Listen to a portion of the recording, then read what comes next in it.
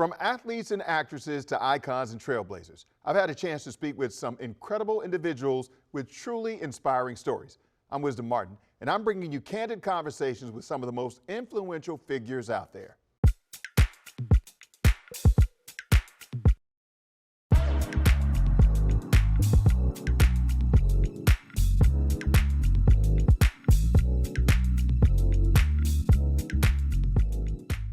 This is about as close as I'm going to get to an Olympic gold medal. I am here with DMV native, track superstar, Olympic gold medal winner, Masai Russel. Good to see you. Thank you for bringing home the gold and coming in and talking with me. So tell me about your experience, first of all, at the Olympics. What was that whole experience like to actually be at the Olympics, first of all, and number two, actually win a gold medal? Yeah, so for one, the experience was life-changing. It was a dream. It was like a dream come true. It's one of the best places I've ever been.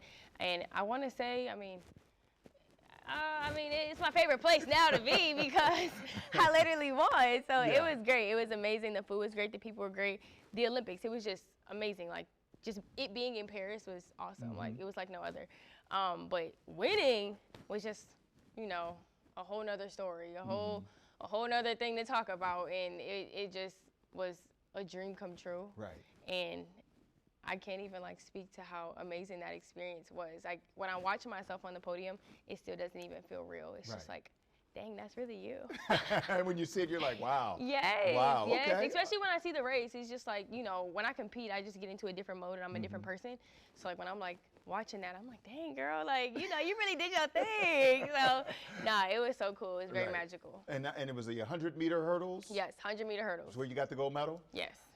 When did you start thinking, at what point in your life did you start saying, okay, I'm going to be a runner, I'm going to be a track star, and I'm going to be really good at this. I'm going to dedicate a lot of time and energy to this. For me, I started when I was 8 years old, but I didn't start the hurdles till I got to high school. And then I just was a competitor, so I seen my friends doing the hurdles. I'm like, I want to try that because I was running track, just regular flat track for so long. I'm like, I want to try that. So then, I jumped in with the girls that were doing it, and I was beating them. I'm like, okay, you could do something a little bit with this, but I didn't take it too serious. And then when I got to college and my coach found out that I only did the 100 hurdles 4 times before coming, he was like, okay, you have a really bright future in this. And I think this is at the University of Kentucky. Yeah, this is at the University of Kentucky. So I did the 400 hurdles, the 100 hurdles just a little bit when I was in high school. But then when I got to college, I was like, okay, I didn't really know which hurdles was going to turn me into this great hurdler. I just was a very hard worker. I just kept showing up, and I'm like, I'm going to just continue to compete. And I broke the collegiate record my last year in college in the 100 hurdles. So I'm like, okay, the 100 hurdles is definitely for me. But I think in the grand scheme of things, I was just so competitive and such a hard worker. So I don't want to say it was a moment where I see myself becoming this great hurdler. It was just just keep pushing the barriers on what I was capable of. And then, I just continued to prove myself right every time. I'm like, okay, just keep trying. And then I just kept getting better and better and better. Is there a trick, though, or not a trick, but is there a method that you approach jumping over the hurdle with? Because, it may look easy because you're athletic. Right. I know it's not easy, but is there, because you said this wasn't really your thing initially, and then eventually it was, but is there something that you do to get your mind right, to go over the hurdle at a fast pace? Yeah, for one, you have to be a little insane to run full speed at a barrier. But, it is a technical race. It's a rhythm. So if you just focus on, what you're doing while you're hurdling, you just get the technique and the rhythm down. And it's just that's why I practice so much. That's why, no one ever perfects their craft. So, that's what we're doing all the time. It's just focusing on that rhythm, focusing on that 3-step rhythm, just because it's so fast and you have to be so locked in on what you're doing in your lane. Because if you look at what someone else is doing, you could potentially hit a hurdle and fall. So you have to be really dialed in and focused because, like I said, you're running full speed at a hurdle. So I wouldn't say there's no technique. There is technique, but for the typical person, it's kind of hard to just explain. It has to be something that's practiced Understood. Over years. Understood. Now, when you're running, you said you have to be dialed in and focused. How do you know if you're winning? If you're dialed in and focused and you can't You look don't. to the side, you don't. You really don't? For me, at the Olympics, I didn't know where I was. I just knew that I got a medal. I didn't know which place I got. I just I was focused on my lane. I ran to the line, and then that's why I was like, all right, come on, give it to me, because I knew I had a medal. I just didn't know which place it was. And then when I see my name come up, I was like, I went crazy. But when you're I mean, you know when you're in front, like if it's by a lot, like if you don't feel or see any one of your peripherals. But for me, like that was a blanket finish at the Olympics, and you know we was all close, so I didn't know where I lied in the race. I was just like, all right, come on. I knew I had a medal, I just didn't know which place. Right. So I was. And then you saw that up there, and then. Yeah, I took off running. You just took off running. Yeah, I took off running. It had to be emotional for you, though. Yes, it was so emotional. I mean, this was the hardest year of my life. Like I feel like a broken record at this point, but like the beginning of this season to like the end of this season, just like 2024 has just been like night and day. It's like a light flip on, a light flip off. It's just you wouldn't be able to tell the difference between who I was at the beginning of the year versus who I am now. Now, why do you say that? Just because like it was just so many odds that were stacked against me. Like in the beginning of this season, like I didn't have a sponsorship. I was supposed to get sponsored, then I didn't, then it was just a whole bunch of going on, and then I was just getting very caught up on like what people were thinking of me because I am pretty big on social media, and then all these people are like, why aren't you sponsored? Why aren't you signed? What is this? What is that? So now my mindset going to the line was not, let's lock in and compete. It's like, okay, what is this person thinking of me? What is this person thinking of me? Like all these different things and all these different thoughts, and I just started to overcomplicate everything. I started to overthink everything.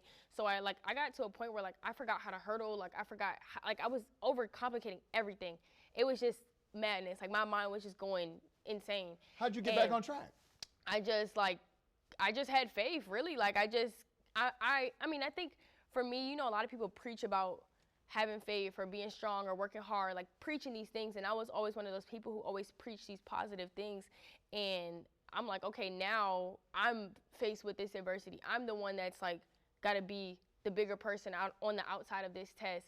And I had to practice what I was preaching at that point. So I just never gave up. I just kept showing up for myself every day. I just did not stop. I'm like, regardless of what's going to happen, like I feel like I've been through everything at this point. I've fallen, I've hit hurdles, I didn't have a sponsor, now I do have a sponsor. So, you know, all these odds were, you know, in front of me, and then I'm like, all right, I got to figure out a way to overcome these. You had to figure out a way to hurdle them. Exactly, and that's why I tell people, like, life can compare with track so well, or even with hurdles so well, because, you know, we face these hurdles, but it's about how you get over them. You know, it can knock you down, it can trip you up, but as long as it doesn't keep you stagnant and it doesn't keep you where you fell at, you know, you got to keep going. And then, you know, that's what I had to do, and that's what I did. So when I went to the Olympic trials, I was like, you know, I've been through everything. I let the ego go. I let who I was expected to be of everyone go, and I just showed up for myself, and I ended up winning. I ended up making the team. I broke the Olympic trials record. I ran the #2 time ever in U.S. history,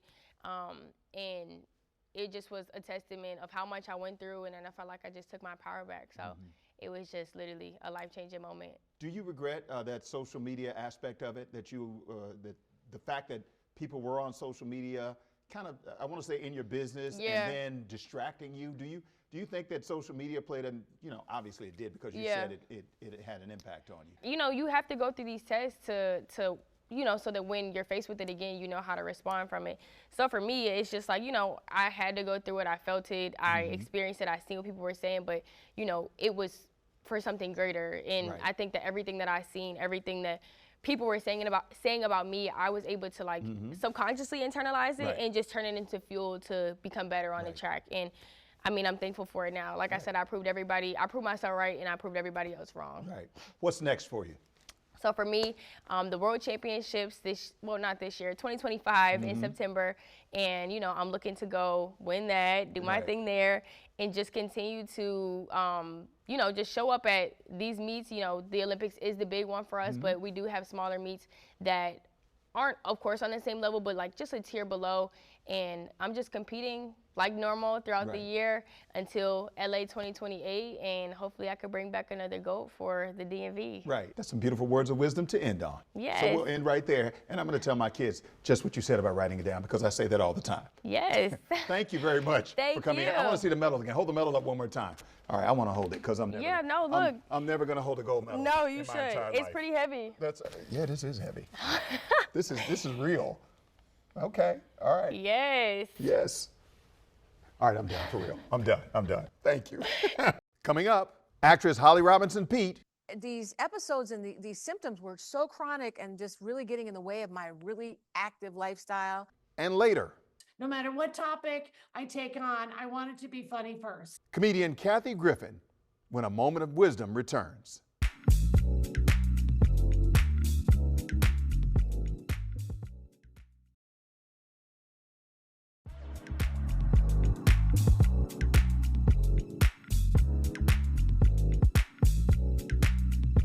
From 21 Jump Street to For Your Love to one of the original talk show hosts of The Talk, we're talking about legendary actress Holly Robinson Peete. But today, we're getting candid about her experience with a health condition she has and her encouraging words for others to seek help and break the stigma associated with the condition. The reason that we're speaking at this very moment is because of something that millions of people all across the country are dealing with: overactive bladder syndrome. Yes, or Yes. OAB. Yes. Something I didn't even know existed about almost 3 years ago. I noticed I was having these leakage episodes, urgency, frequency, and I didn't want to talk to anybody about it because it's not the, sexiest thing to talk about. Right. And I was like, what is going on?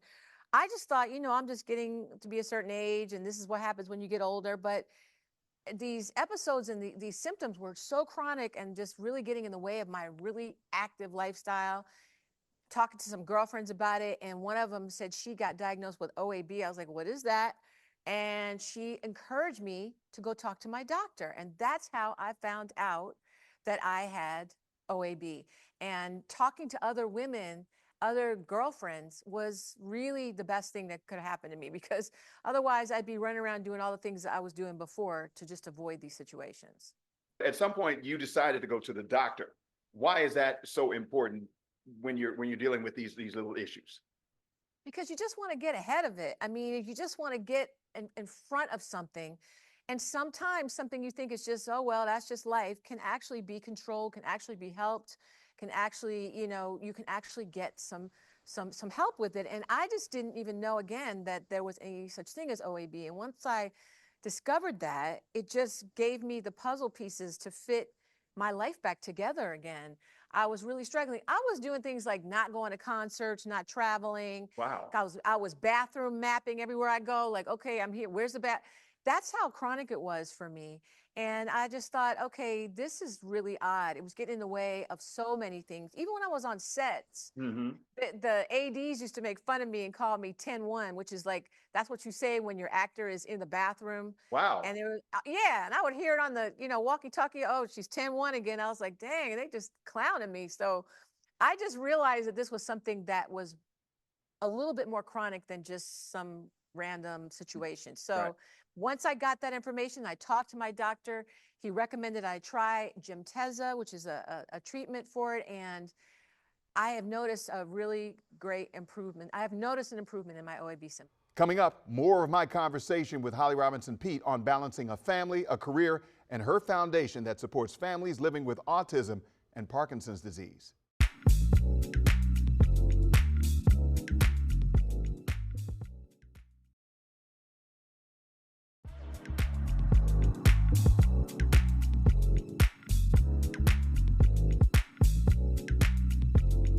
Welcome back to A Moment of Wisdom. Here's more of my conversation with Holly Robinson Peete. I want to talk about the Holly Rod Foundation.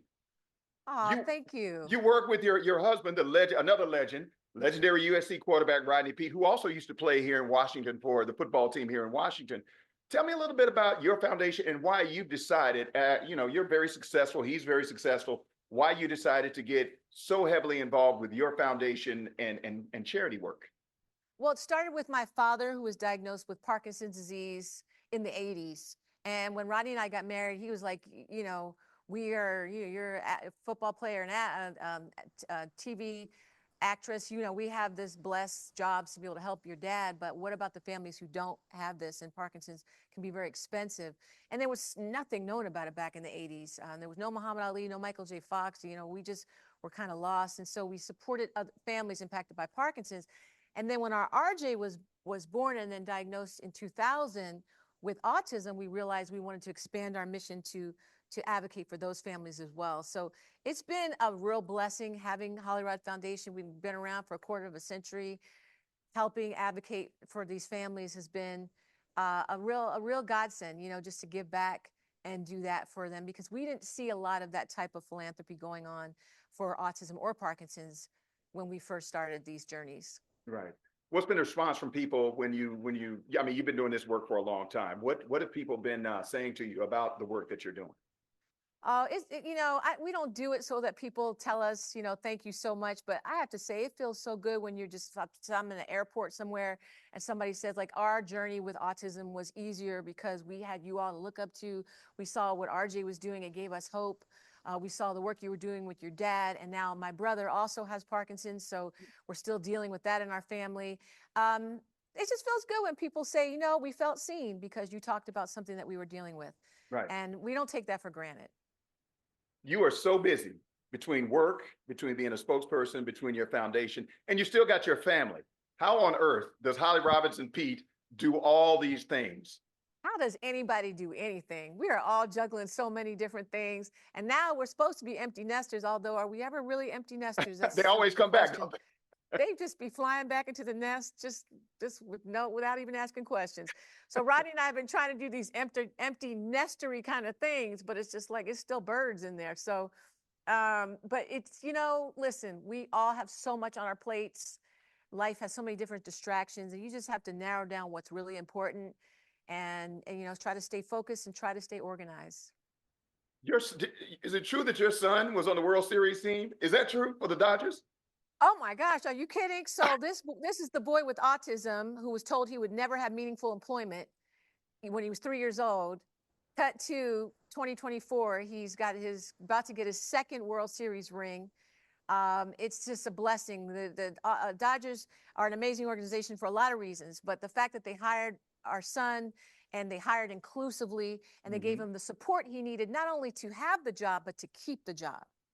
But that's one of the things we do at Hollywood is we help families and help young people with autism get jobs and keep them. So, you can't tell me anything about the Dodgers. I'm in love with them. So happy that they won this year, but even happier about the fact that they are such an amazing philanthropic organization. We try to inform, inspire, and impact people's lives, and you're doing a lot of that through all the work that you're doing. What is the best advice you can give to anybody out there who is going through anything at this point? Because it's kind of almost like you've been there, done that through your entire life. So what kind of advice, what kind of words of encouragement, what kind of words of wisdom would you leave us with? Oh, wow. Well, there's so many things I could say, but I would say that especially to people who, I want to just maybe narrow this down to people who are just getting a diagnosis of either Parkinson's or autism, especially autism, because it's your child. Build a team around your child, build a community around your child, and roll up your sleeves and be ready to fight and advocate.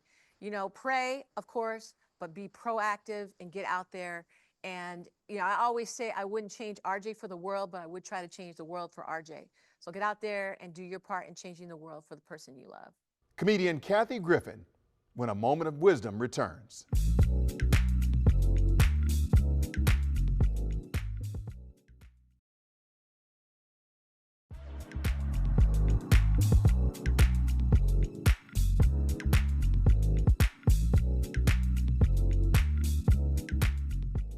Comedian and actress Kathy Griffin is on her My Life on the PTSD List tour, marking her return to stand-up comedy after a long hiatus. I sat down with her to talk about her candid approach to comedy and how her life continues to resonate with audiences. Time for a moment of wisdom with the legendary comedian, actress, activist, author. I mean, you name it, she's done it. Kathy Griffin, how you doing?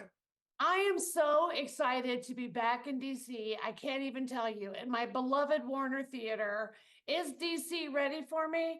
I don't know. That's a it good has question. been 7 years. 7 years. So what can DC expect when you do get here after a 7-year time period away? Well, first of all, I talk about where I've been for the last 7 years. And let's face it, I call it My Life on the PTSD List. Got it? And I do actually have PTSD. So, of course, I have to make fun of myself because you have to laugh at everything. And it kind of started with the Trump decapitated head picture, which put me on the no-fly list, the Interpol list, which is the international version of the no-fly list, the Five Eyes list, which is the terror watch list. So it kind of makes it hard to tour when you're on those lists. Kind of, just a little bit. I went through a whole investigation by the Department of Justice. I mean, the feds. I'm not even talking local PD, like the great Lenny Bruce and the great George Carlin. Not that I'm putting myself in their category, I'm just saying. And it's led to quite a list of things that I just have to talk about on stage. So a lot of it is the good old Kathy Griffin taking down celebrities, the good old razzle dazzle. I've got funny stories about everybody from Jane Fonda to the singer Sia, who sings, Chandelier. And she and I went on vacation to Mexico together and everything went wrong. So I actually even have her permission to tell that story. And so, I take down a lot of celebrities. And believe it or not, I don't really talk about Trump in the new show. And it's not that I'm afraid of him. He's kind of done pretty much everything he could do to me, but I survived anyway, only to come back stronger. And I do have PTSD. So I talk about everything from the addiction that I had to prescription pills. I'm 4.5 years sober now, but I make fun of that too, because everybody's been touched by addiction in some way, shape, or form.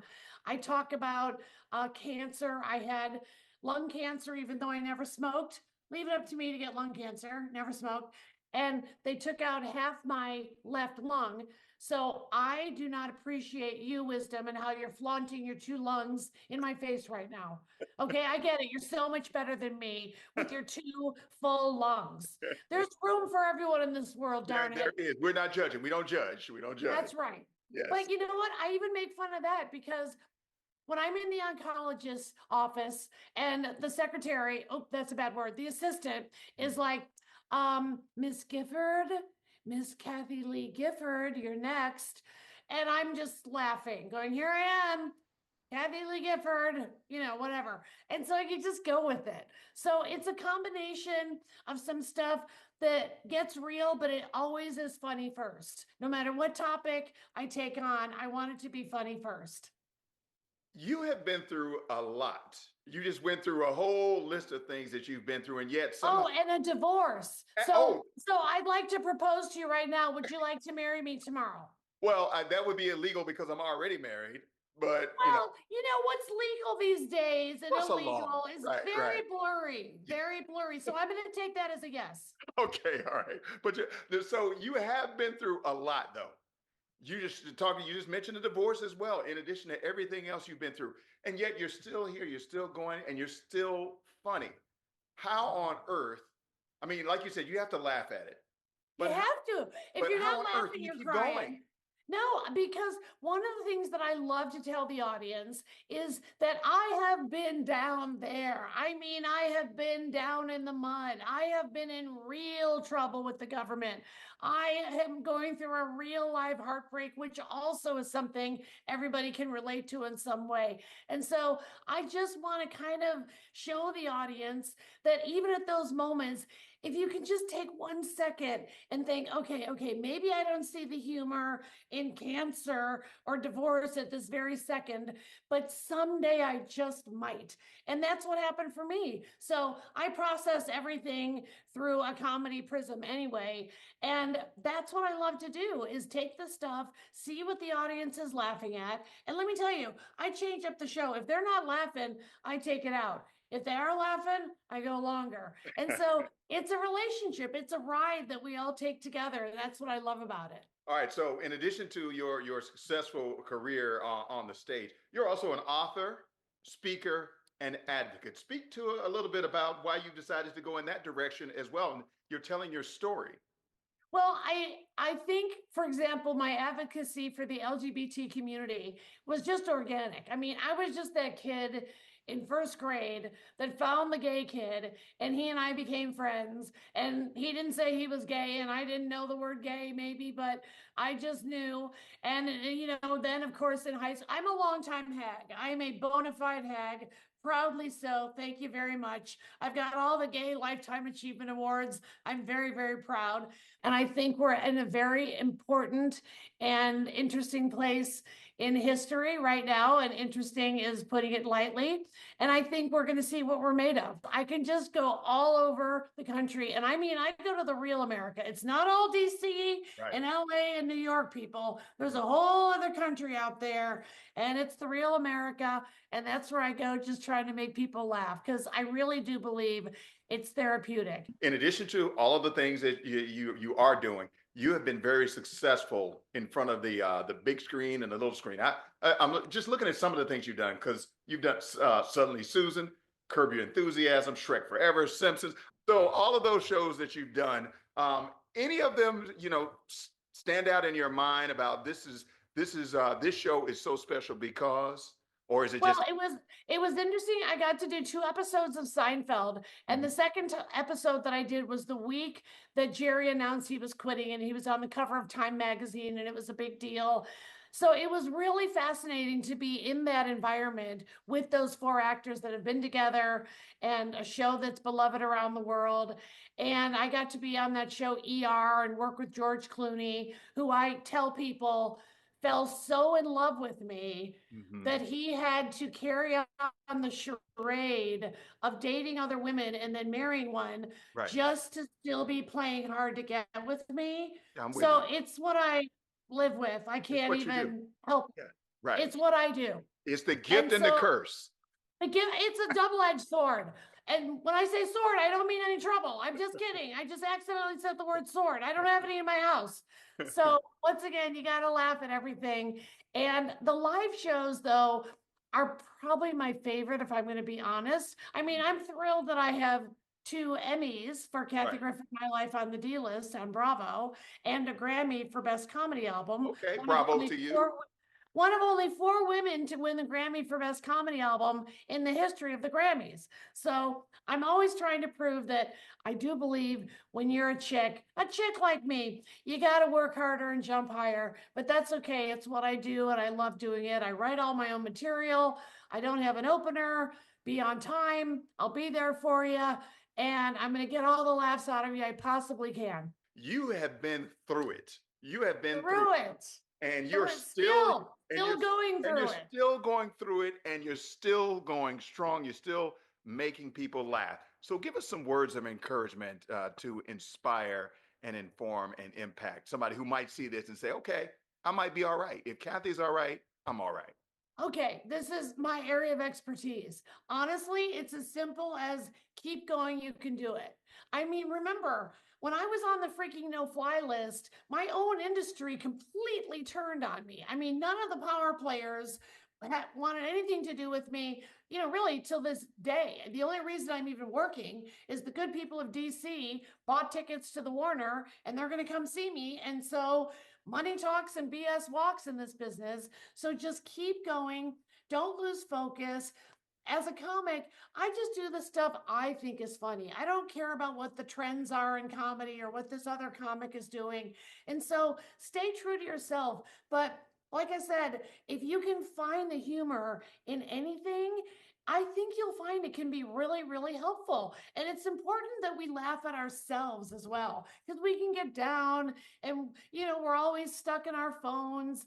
And if you can just actually talk to other human beings, maybe get together with somebody, put the phone down for a minute and just connect with people, you're going to end up laughing. And then everything seems like you can handle it if somehow you can laugh your way through something.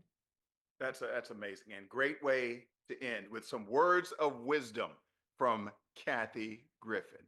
Thank you so much for your time. All right, so I'll see you at our wedding. You know what? You plan it, take care of it, pay for everything, and I'll see you there. You don't even have to show up. I'm going to have it without you. I'm Wisdom Martin. Thank you for watching.